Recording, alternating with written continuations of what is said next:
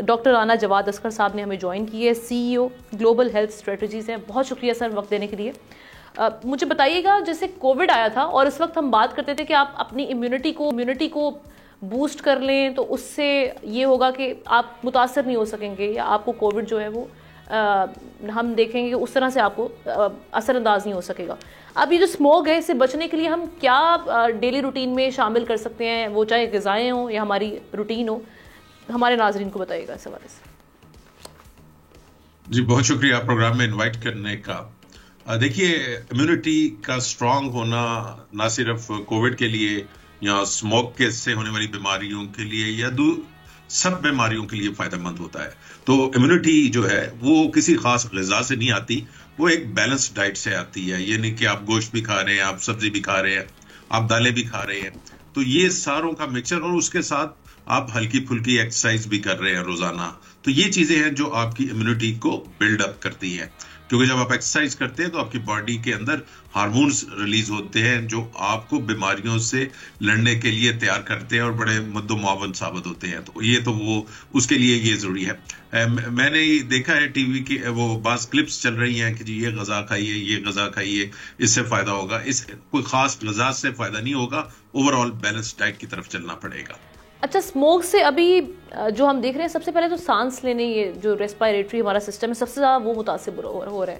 اس کے علاوہ کون کون سی بیماریاں ہو سکتی ہیں؟ چونکہ کہا جاتا ہے کہ زہریلی گیسز ہیں اس میں، تو اس حوالے سے بھی ہمارے ناظرین کو ذرا گائیڈ کیجیے گا. جی ہاں، دیکھیے گلا خراب ہونا، کھانسی ہونا، الرجی ہونا، استما کے اٹیک، یہ تو ہم سارے اس کو سمجھ رہے ہیں کہ بھائی سانس لے رہے ہیں، گندی ہوائیں ہیں، زہریلی ہوائیں ہیں ایکچولی جو سانس کے ساتھ ہمارے اندر جا رہی ہیں. یہ چھوٹے چھوٹے پارٹیکلز ہوتے ہیں جو زہریلی گیسوں کے ان کے ساتھ پانی کے ساتھ ریئیکٹ کر کے بنتے ہیں، اور ذرات ہوتے ہیں جو آپ کے لنگس کے اندر جا کے بیٹھ جاتے ہیں.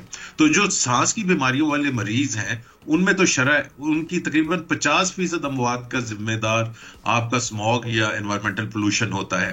اس کے ساتھ دل کی بیماریوں سے ہونے والی اموات میں بھی 30% اضافہ آپ کی اسموگ کی وجہ سے ہو جاتا ہے. اسٹروک یعنی دل کے مریض جو ہیں وہ باہر نہ نکلیں، اور جو سانس کے امراض میں آلریڈی مبتلا ہیں، جی بڑی احتیاط ان کو کرنے کی ضرورت ہے. اور ایون شوگر کے مریضوں میں کی اموات میں اضافہ ہوتا ہے. تو یہ ملٹی سسٹم بیماری ہے جو اسموگ کی وجہ سے ہمیں لگتی ہے. نوزائیدہ بچے جو حاملہ خواتین کے لیے بڑا خطرناک ہے یہ، کیونکہ تقریباً 20% تک بچے جو ہے پری ٹرم یعنی کہ وقت سے پہلے پیدا ہو جاتے ہیں. اور جب بھی کوئی بچہ وقت سے پہلے پیدا ہوتا ہے تو اس کا وزن کم ہوتا ہے، اس کی ذہنی نشو و نما بھی ٹھیک نہیں ہوتی، اس کے باڈی آرگنز ٹھیک نہیں ہوئے ہوتے. تو اس وجہ سے وہ ان کی اپنی لائف جو ہے خطرے میں آ جاتی ہے.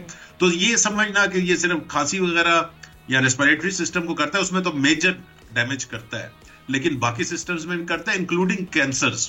اور اس میں نہ صرف لنگ کینسر بلکہ بریسٹ کینسر اور دوسرے کینسرز کے میں بھی. اب باہر جانا، میں چاہوں گی کوئکلی آپ ایک کلوزنگ ریمارکس میں آپ کے لینا چاہوں گی. یہ باہر جانا تو اوبویسلی ہم نے کام کے سلسلے میں نکلنا ہے، سب کے اپنے اپنے معمولات زندگی ہیں.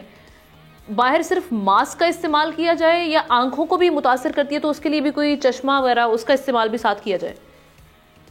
دیکھیے، میں یہ کہوں گا کہ بلا ضروری باہر نہ جائے، شاپنگ کے لیے باہر نہ جائے، گھومنے پھرنے کے لیے نہ باہر جائے. جب کام کے لیے آپ کو جانا ہے تو ضرور آپ ایک KN95 ماسک، جو سفید رنگ کا ماسک ہوا کرتے تھے کووڈ کے دنوں میں، وہ پہنیے اور پراپرلی پہنیے، ناک اور منہ دونوں کو وہ کور کریں. باقی یہ ہے کہ اور کوشش کریں کہ زیادہ اسٹرنس ایکسرسائزز آپ جتنی ہم لے سکتے ہیں احتیاط خود اپنے طور پر کر سکتے ہیں اتنی احتیاط کرنی چاہیے. سبسکرائب کریں اور بیل دبائیں تاکہ کوئی خبر رہ نہ جائے.